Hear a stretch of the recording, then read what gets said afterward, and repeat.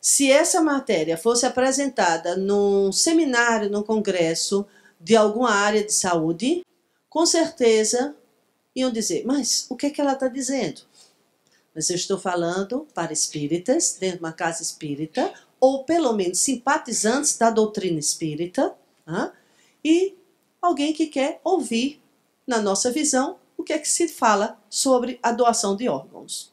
Então, fica aqui a pergunta, o que você pensa sobre a doação de órgãos?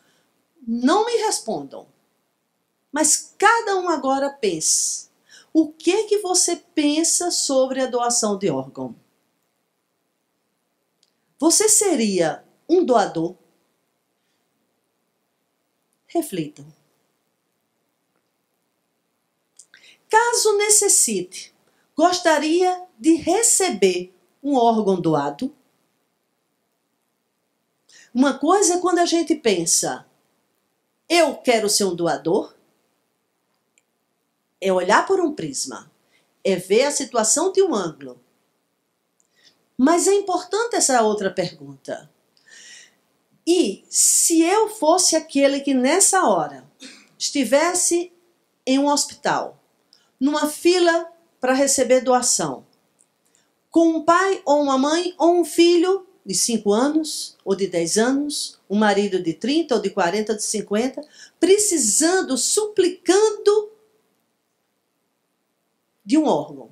Será que gostaríamos de receber um telefonema da instituição que seria responsável pelo transplante, dizendo, corra para o hospital que seu coração chegou. Corra que seu rim está chegando. Será que a resposta seria semelhante à primeira pergunta? Eu sou um doador ou não?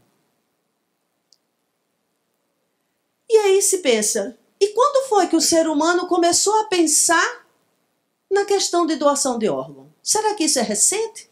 Será que isso é novo? Será que isso é de agora? É do século XX ou XIX? Não. A questão sobre doação de órgão é milenar. Então veja, desde a mais remota antiguidade, o homem tenta substituir partes do corpo e até mesmo órgãos inteiros por similares retirados de doadores. As primeiras notícias que mostram esse procedimento datam do ano 800 a.C., quando na Índia efetuaram-se transplantes para reparar partes lesadas do nariz com a pele retirada da fronte de um doador. Veja bem, gente, antes de Cristo. Como eles faziam e se tinham sucesso aí é outra questão. Mas o desejo, o pensamento, a ideia do transplante já havia há muito e muito tempo. Não é coisa de moda do século XX ou XXI. E aí, temos aqui, nos tempos modernos, contudo, o primeiro transplante de órgão vital executado com relativo sucesso, ocorreu na África do Sul em 1967, graças à habilidade do cirurgião Christian Bernard, em dominar as técnicas operatórias cardiovasculares já estão desenvolvidas, né? Aqui está faltando a palavrinha. Mas veja, ele foi um dos que virou notícia na época por tentar. Tem um filme, que eu não me lembro agora o nome dele.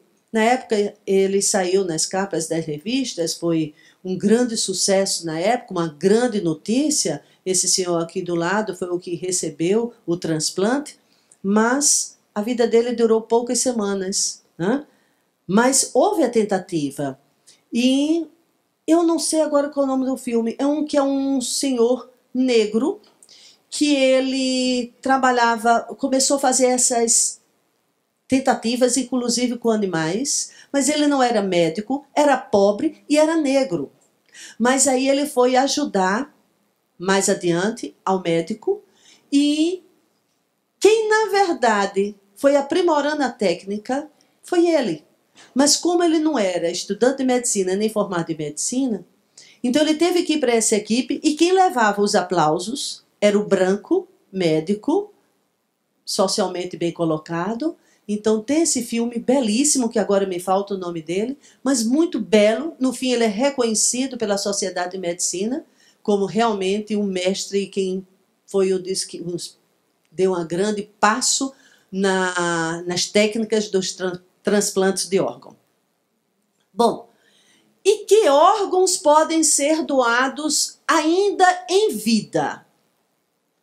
Em vida, podemos doar rim, parte do fígado e pulmão e medula óssea. Em vida. Após a morte, rins, fígado, coração, pâncreas, pulmões, intestinos.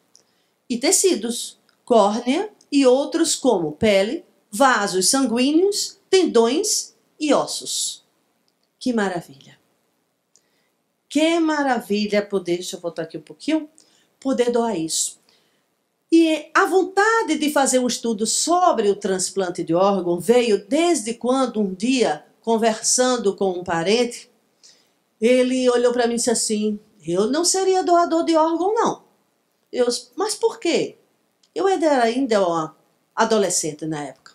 Faz uns tantos tempos, viu, Tiago?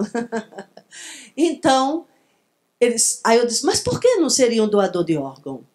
Vai que eu vou doar minhas córneas e chego cego lá do outro lado. E aí, como é que vai ser? Eu cego. Aí eu parei assim, será? Né? Será que chega cego do outro lado porque doou? Baseado em que ele está dizendo isso? E aquilo me incomodou. Eu deveria ter uns 17 anos.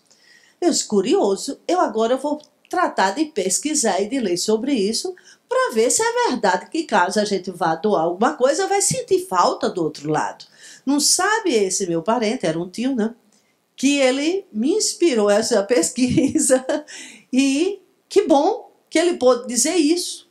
Eu tenho a curiosidade, pesquisar e poder hoje estar até falando aqui para vocês sobre esse assunto. Então, vamos ver mais benefícios sobre essa doação. Em 2015, Patrick Hudson, de 42 anos, foi submetido ao mais complexo transplante de rosto. Já realizado, e seu doador foi David Rodebur.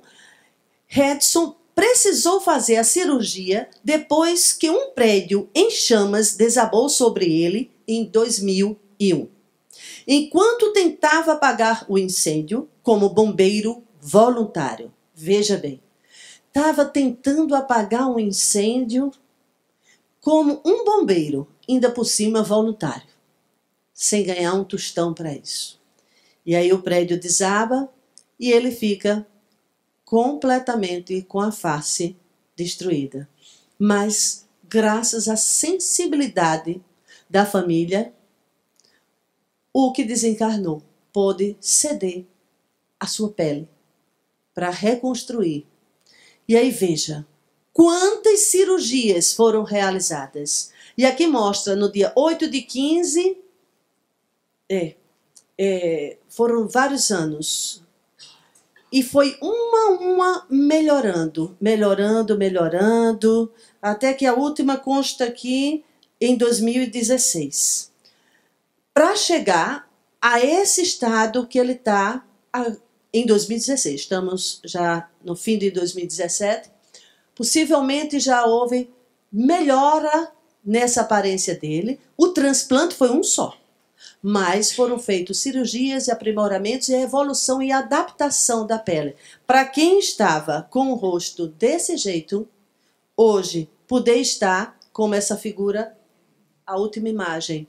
Então, foi uma evolução. Era uma pessoa que ia estar com uma face de monstro, destruída, com dificuldade de emprego, de relacionamentos, de vida social. Uma fisionomia assustadora. Mas, graças a essa doação, para quem não iria mais precisar de pele, pôde reconstituir. e ele dá seguimento à sua história aqui ainda na Terra. Em que momento os médicos liberam os órgãos para doação após a morte? Esse é um grande questionamento e é por aí que muita gente não quer doar, porque tem medo de ser retirado enquanto ainda tem vida. Medo de ser assassinado, pode-se dizer assim, pela equipe médica para beneficiar. Tem umas pessoas que chegam a dizer, eu sei lá, se não um complô aí de até eu que não sou tão importante, me matam para beneficiar alguém que vai receber, que é mais importante do que eu, mais famoso que eu. Então já ouvi pessoas relatarem assim, que não confiam na equipe médica porque pode haver até uma comercialização dos órgãos. Então, quando é que é autorizada a retirada de um órgão? É quando é comprovada a morte do tronco encefálico. Não é quando o coração para. Não é quando se está em coma 2, 3, 4 anos, ou até 1 ano, ou mais do que isso. Não. Se não houve comprovação da morte do tronco encefálico, não há retirada. Porque quando há essa morte encefálica, é irreversível. Não tem mais como viver encarnado. Até agora, na medicina, nunca se tem comprovado um caso desse. É a morte. Aí essa imagem mostra bem. Morte doencefálica. A angiografia com fluxo sanguíneo cerebral esquerda e a angiografia sem fluxo sanguíneo cerebral à direita. Vejam o cérebro todo irrigado em uma imagem. E quando há a morte do tronco encefálico, como fica já completamente sem o quê? O sangue. O sangue que leva vida, que leva os nutrientes. Faltou sangue, faltou vida. E só assim é autorizada a retirada do órgão. Diagnosticada a morte encefálica, experimentaria o espírito algum tipo de dor no momento em que um órgão de seu corpo moribundo estivesse sendo retirado pela equipe médica? Esse é um grande medo também. De será que eu vou sofrer? Será que eu vou sentir alguma coisa? Será que eu, em espírito, vou me debater desesperado em ver retirando o meu órgão e eu vou sentir falta disso e vai me fazer falta disso no plano espiritual? Será?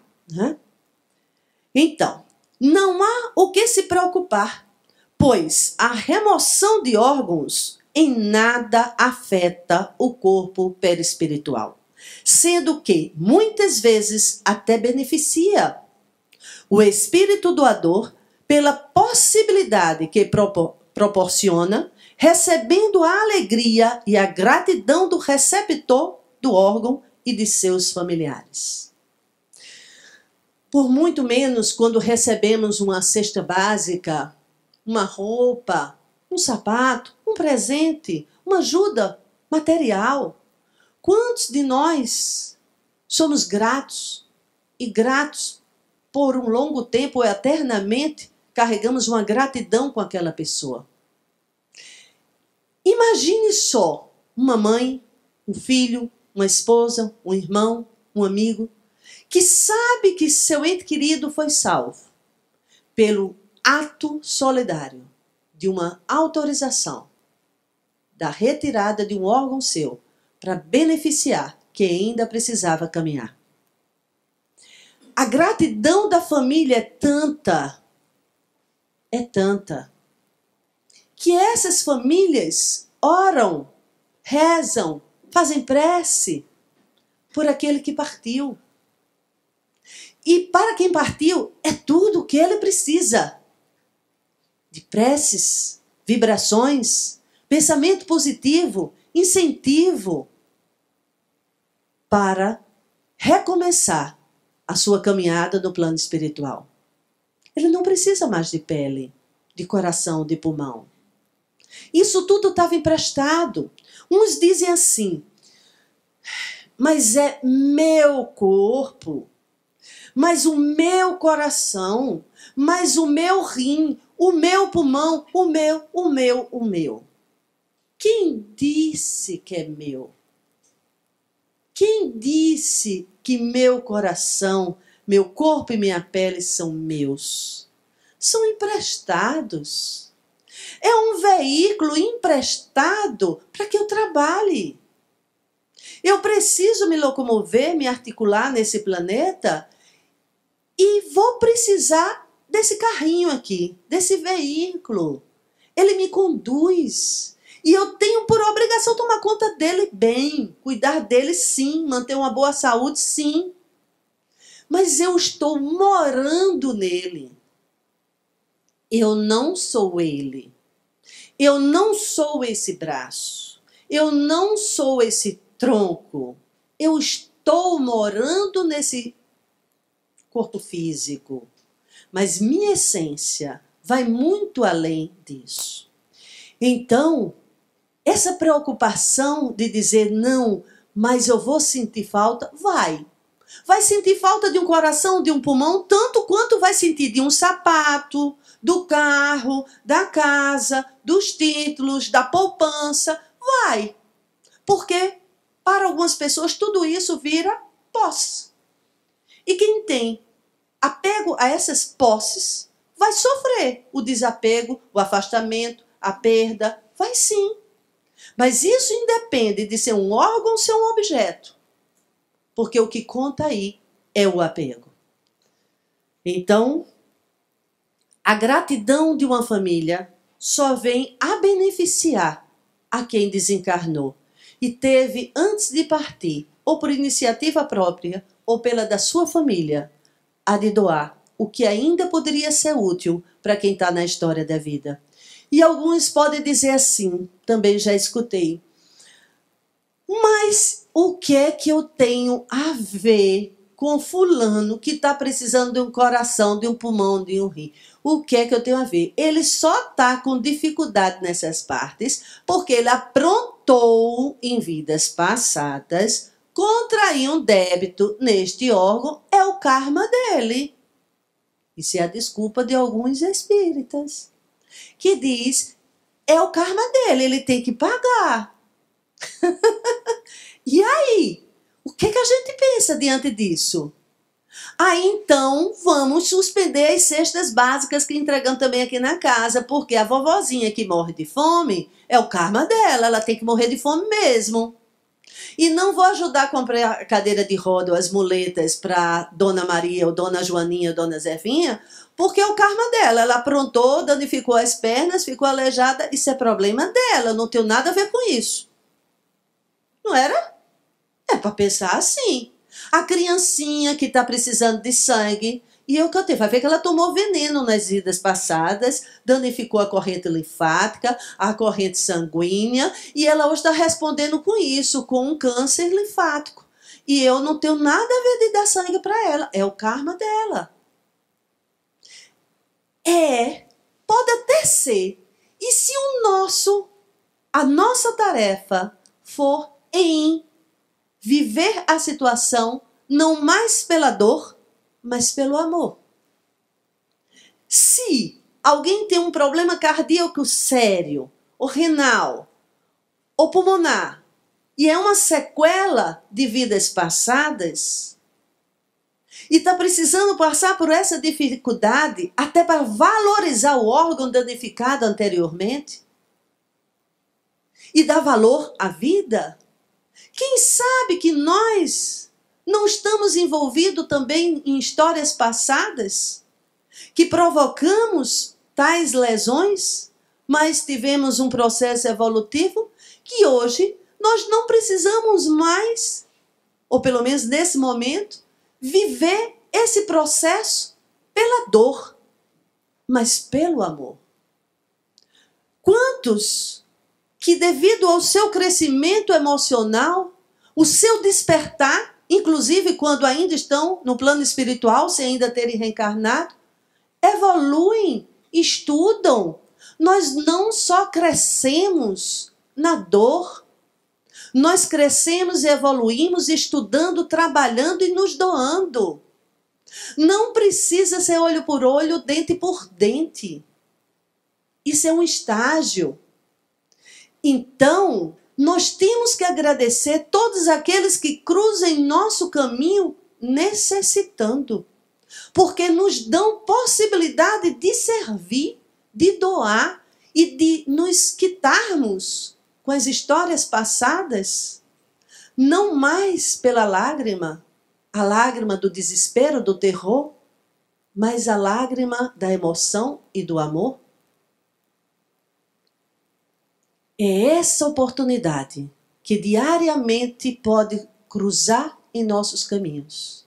Então, diante de alguém que hoje pede a nós, seja material, seja de nosso amor, de nossa atenção, agradecemos a Deus por isso, pela oportunidade de servir e de evoluir de uma outra forma. Então, em uma operação de transplante de órgãos, é necessária a presença de 2 equipes médicas. Veja que lindo, que belo. Uma material e outra espiritual. Cada uma executando a sua parte e, por assim dizer, complementando-se uma à outra. Em uma cirurgia de transplante de órgão, enquanto a equipe médica da Terra está desligando os vasos sanguíneos, cortando os fios que unem ali aquele membro, aquele órgão ao que desencarnou, a equipe espiritual está desligando, cortando, desfazendo os fios fluídicos, a energia que liga o perispírito, que é o nosso corpo espiritual, que liga a matéria. Enquanto um desliga a parte material, a outra equipe desliga a parte fluídica. E ao mesmo tempo que a equipe material, a terrena, vai fazer o implante, a todo o processo no novo corpo, a equipe espiritual também vai se encarregar de fazer as ligações energéticas do novo coração, do coração ao seu novo receptor. É um trabalho belíssimo. A espiritualidade, mais uma vez, nos trazendo e mostrando que nunca estamos sozinhos. Então, existem relatos, histórias desse tipo de trabalho. Quem tem a mediunidade de poder ver e assistir uma cirurgia desse tipo, vê a grandeza e a beleza desse processo.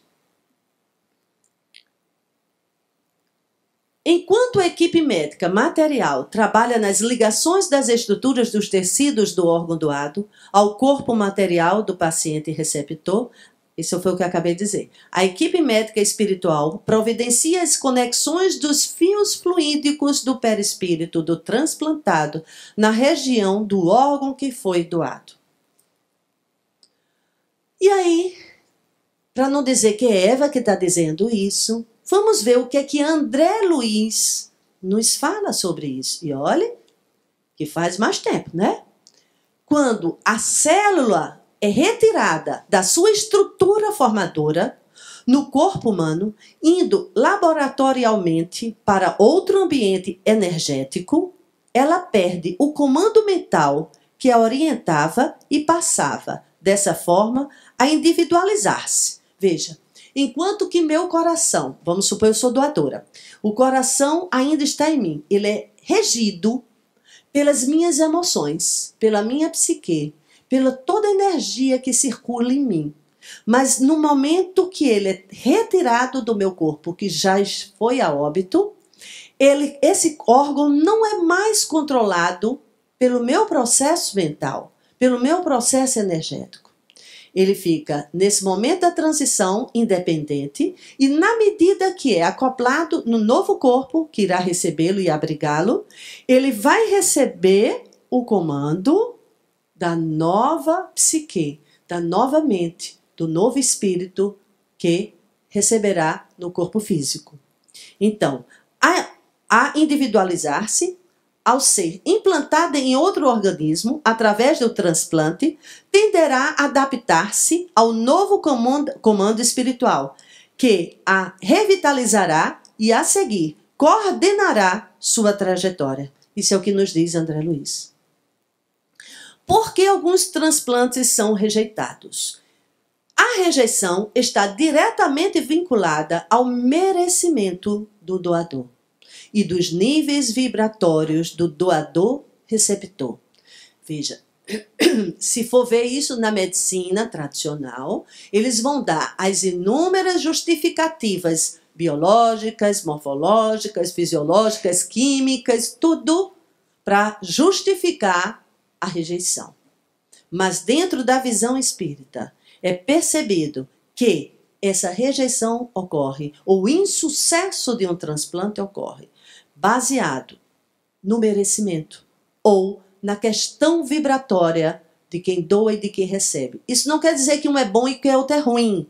Recebeu o órgão de alguém que era muito bom e não se adaptou no outro que era ruim, ou vice-versa. Não, não é por aí.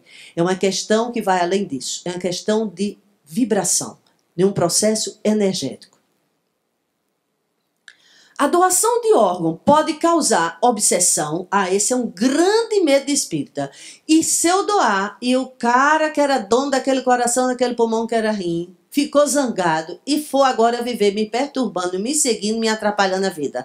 E ainda mais reclamando e exigindo os cuidados no órgão dele que está comigo. Aí o espírito morre de medo. Já pensou? Excepcionalmente, quando o espírito doador for endurecido ou muito apegado à matéria. Pode acontecer? Pode.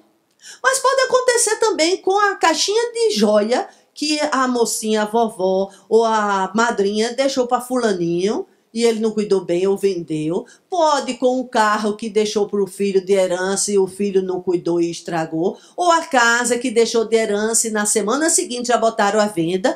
Ou a empresa que não foi para frente, faliu, quiseram se desfazer. E o outro está lá, ei, isso aí é meu, esse dinheiro é meu, essa casa é minha, esse terreno. Pode. Pode. Agora, tudo vai depender da outra pessoa, da sua vibração, da sua sintonia, em que momento de vida ele se encontra.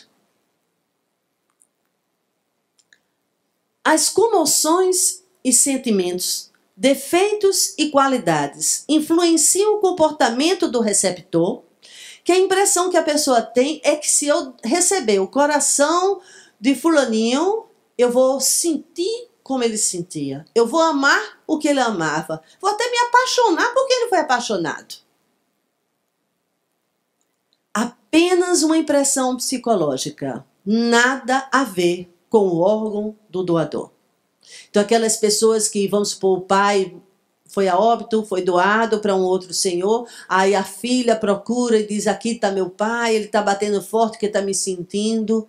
Não, é só uma carência, uma saudade que muitas vezes confunde e faz pensar isso. Mas a partir do momento que ele sai de um corpo para outro, quem vai reger aquele órgão é a emoção de quem agora está abrigando. A pessoa que recebe a doação de órgão fica com algum vínculo com o perispírito do doador? E aí, o que é que vocês acham? Não, a não ser que seja impressionável e, neste aspecto, apenas psicológica. A doação de órgão não traz nenhum dano para o perispírito ou espírito do desencarnante. O que pode ocorrer são percepções psíquicas que desaparecem após o auxílio e compreensão. O que danifica o nosso perispírito são nossas atitudes e sentimentos em vida. Isto é fundamental.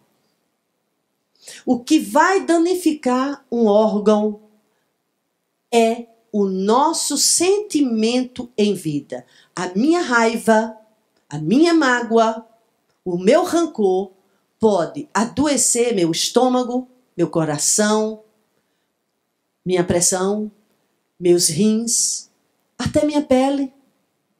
Então, o que vai adoecer meu órgão vão ser os meus pensamentos e os meus sentimentos. E Divaldo, se a misericórdia divina nos confere uma organização física sadia, é justo e válido, depois de nos havermos utilizado desse patrimônio, oferecê-lo, graças às conquistas valiosas da ciência e da tecnologia, aos que vieram em carência, a fim de continuarem a sua jornada.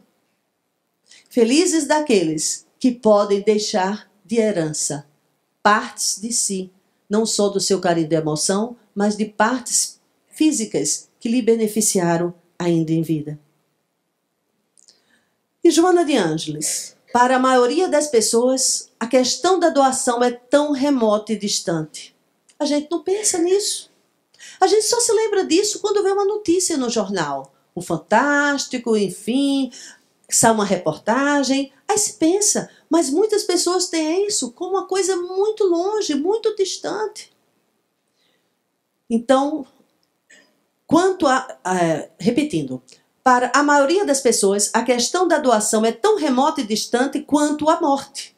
Mas, para quem está esperando um órgão para transplante, ela significa a única possibilidade de vida. Verdadeira bênção. O transplante de órgãos concede oportunidade de prosseguimento da existência física na condição de moratória através da qual o espírito continua périplo orgânico.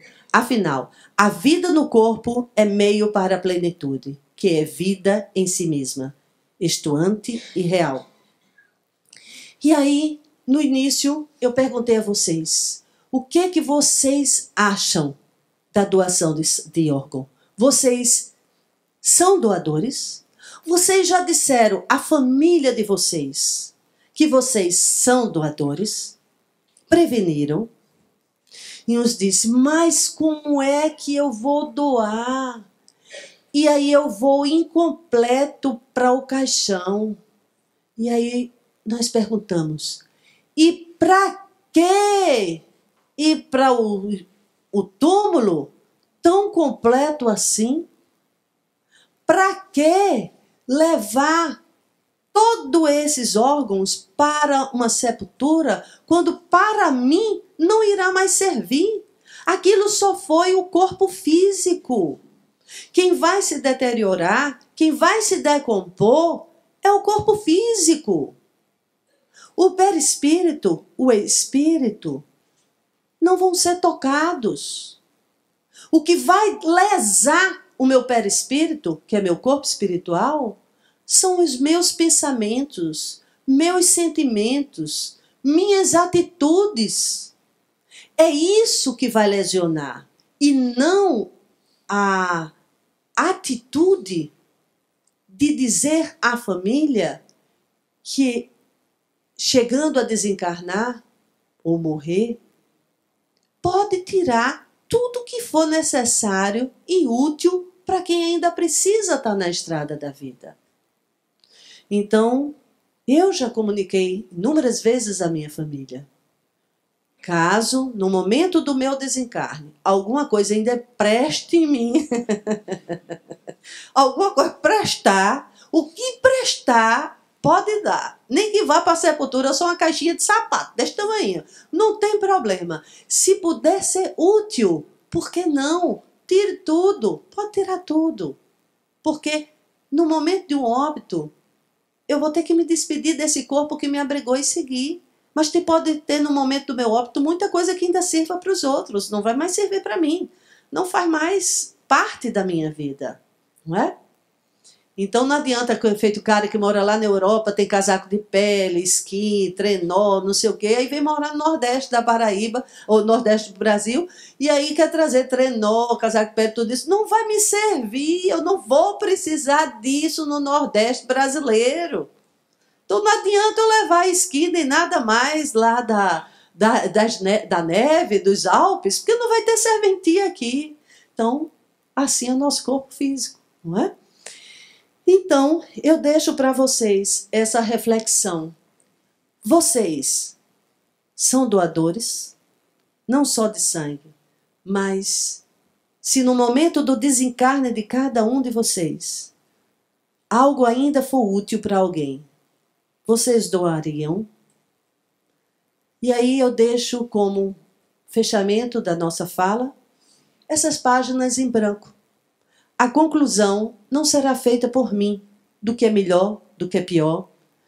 Eu deixo para cada um de vocês refletirem sobre essa questão, pesquisar, leiam, pesquisem e vejam qual seria a melhor postura. E antes de fechar esse momento, eu gostaria de ler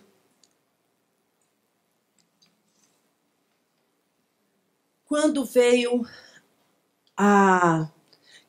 Quem esteve aqui o ano passado, nas vésperas da nossa campanha de rua, a nossa campanha do sangue? Tem alguém que esteve aqui o ano passado nas vésperas? Jorge e você. Bom,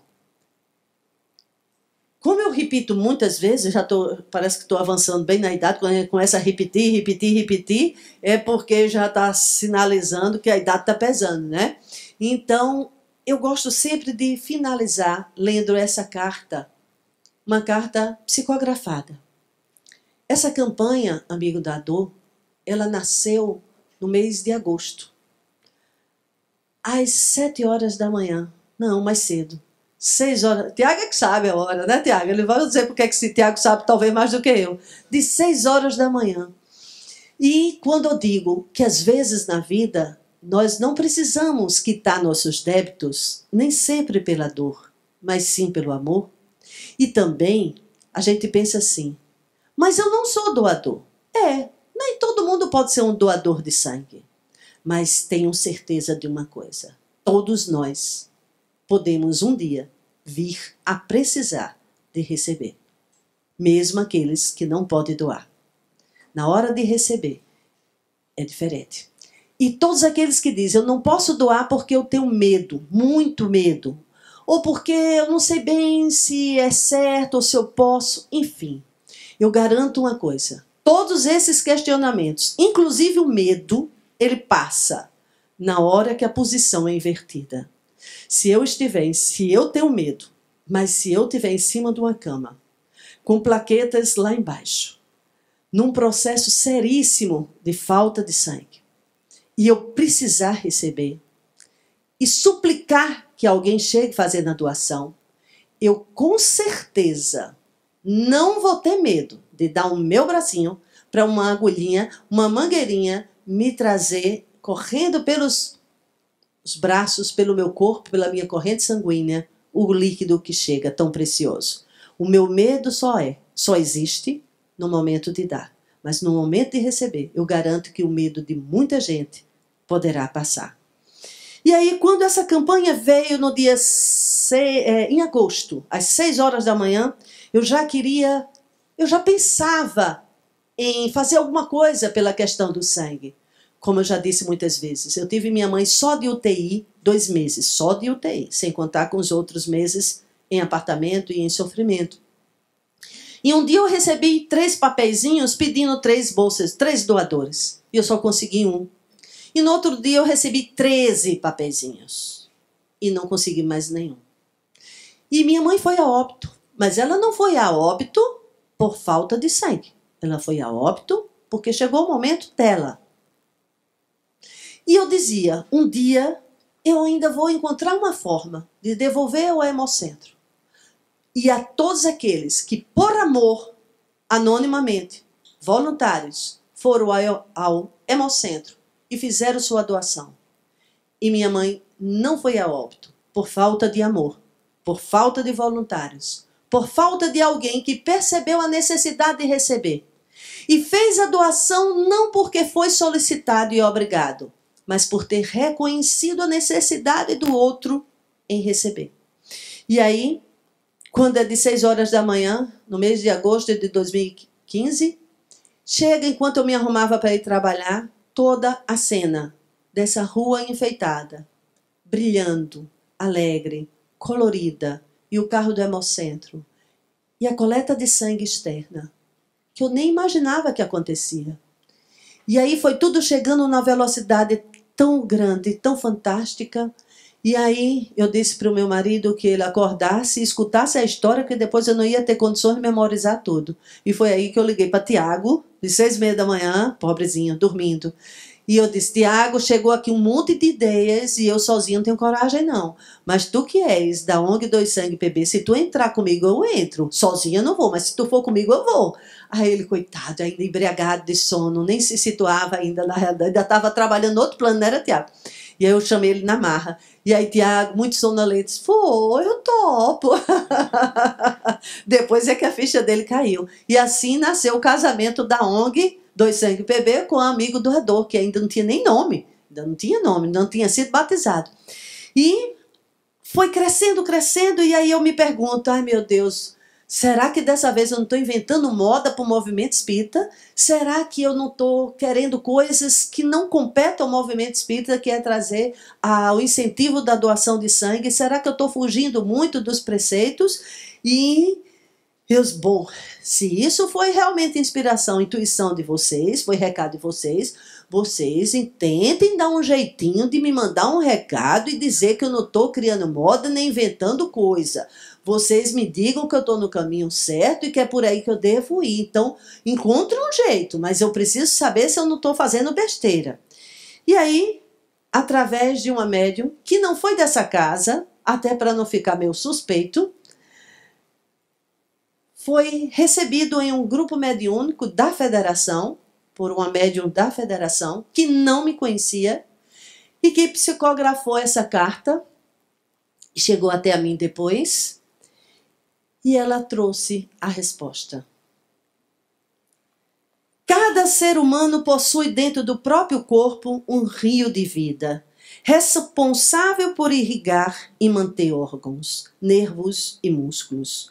Este líquido rubro e precioso que mantém a vida, coleta e distribui os nutrientes essenciais que a sustentam, assemelhando-se a vários afluentes de um grande rio que convergem para o mar do coração. No entanto, assim como os rios que às vezes se ressentem da falta de chuva, diminuem seu curso e adoecem, assim também acontece conosco. Enfermidades ou acidentes nos enfraquecem o rio interno e de súbito perecemos por falta do líquido precioso e necessário, o sangue. Mas existe esperança, pois quando normalizado o curso, a vida se renova. Só depende de um gesto simples que nada custa, a não ser alguns minutos de boa vontade ou alguns instantes de coragem que farão enorme diferença na vida de quem necessita. E pode representar a diferença entre viver ou morrer, entre a saúde ou a enfermidade, entre o desespero ou a esperança. Pode ser o prolongar da vida ou o início da cura. Quem sabe? Não importa. Para quem doa um pouco da água do seu rio da vida, importa apenas ajudar o próximo, o irmão, que não conhece o rosto, a cor, o sexo ou a idade, mas que, beneficiado por seu gesto de amor, terá a chance de recomeçar. Se Jesus nos recomendou a caridade como a maior das virtudes, haverá maior caridade do que doar gotas de vida? O sangue que nos mantém pode ajudar a restaurar a vida de muitos jovens, crianças, idosos, adultos. E certamente devolverão brilho aos olhos, sorriso aos lábios, vozes, as preces e esperança de vida e saúde acima de tudo. Quem sabe, nossa doação não será capaz de devolver aos braços de uma mãe seu filho, ou promover a volta de um pai ao lar. Quem sabe, haverá mais abraços, mais alegrias. Quem sabe, reacenderá a luz da fé em um coração descrente. Quem sabe? Deus o sabe, assim como saberá abençoar aqueles que, tomados de compaixão pela dor do próximo, se dispuserem a doar um pouco da própria essência em favor do necessitado. Assim como fez o bom samaritano, sejamos samaritanos dos dias de hoje e doemos esperança, quer seja A, B, O, positivo ou negativo.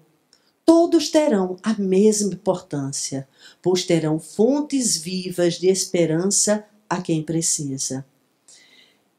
Assinado, Irmão Paulino. Quem foi seu Paulino? Hoje, nesse momento aqui, vejo alguns da família dele.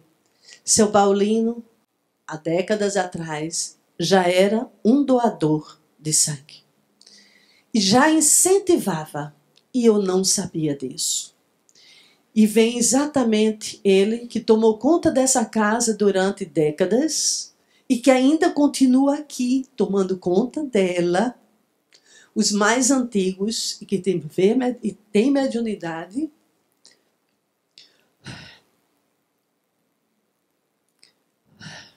o vê ainda zelando por essa casa, se preocupando com a sociedade e com a comunidade, ainda intuindo campanhas, projetos. Então essa campanha não é de Eva, não é só do Viana de Carvalho, é da equipe espiritual que assiste essa casa, é dele que possivelmente tomou a frente.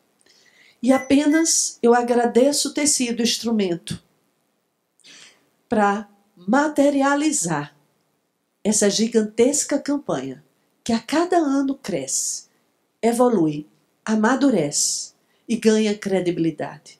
E hoje vemos essa casa composta de inúmeros departamentos, de mais de 150 a 200 trabalhadores. Vários setores que nesse momento se unem, vestem a camisa vermelha e vão estar amanhã, como já estiveram meses, semanas, trabalhando em prol dessa causa, unidos de 6 horas da manhã, montando tudo lá fora e saindo de 6 horas da noite, quando tudo estiver desarrumado e arrumado nos nossos estabelecimentos. Mas que depois desse dia iremos comemorar a oportunidade de servir, a oportunidade que a vida nos trouxe de podermos ser úteis, de fazer o bem, de dar de nós, não dos nossos pertences, mas do nosso amor, de nossa vida, de nossa alma. E agradecer, não esperar agradecimento daquele que recebeu o sangue ou o benefício, mas agradecer a Deus a oportunidade de servir e de que nessa encarnação não precisamos mais evoluir só pela dor, mas por amor. Que a paz de Jesus esteja com cada um de nós.